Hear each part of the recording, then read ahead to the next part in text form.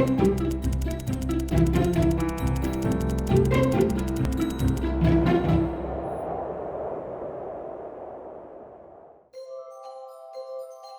Ellyn Enderlin. I'm a glaciologist, which means that I study glaciers for my job. And I'm really interested in understanding how glaciers respond to climate change. And so if you've never been to a glacier, which most people haven't, they form by snow just building up year after year after year. And just like if you don't shovel your sidewalk in the winter, eventually that will get packed down and that will turn into ice. That's what happens with glaciers, is the snow builds up year after year after year. Eventually it turns into ice, and that ice actually flows downhill because it's just so big and heavy. And I'm really interested in not only how quickly these glaciers are melting, but also how their flow is changing in response to climate change, because that also influences how quickly they get to low elevations where they're warmer and they melt. One of the tools that I use for my research is I use GPS units. And GPS units, they're the same things that you use in a phone or in a car to tell you where you are, except if you ever look at a screen on your phone that's telling you where you're located, you might see some big sort of bubble that's showing you, well, you're somewhere in this region, but we're not exactly sure where you are. These GPS units that we put out on the glaciers are really, really, really accurate and really precise. I can tell you within a centimeter of where I'm standing on the Earth's surface. And so to get to these glaciers, you can't really hike there. You have to take a helicopter.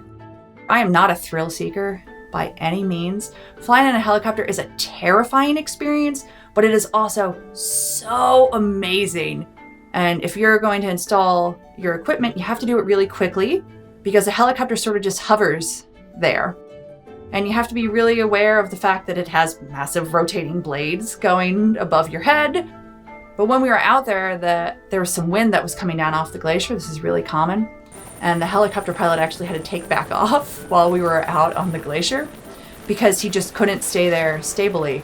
And I know that I had a look of absolute terror on my face that we were being left on this glacier. My colleague, he just looks at me, he goes, oh, it's coming back, don't worry about it.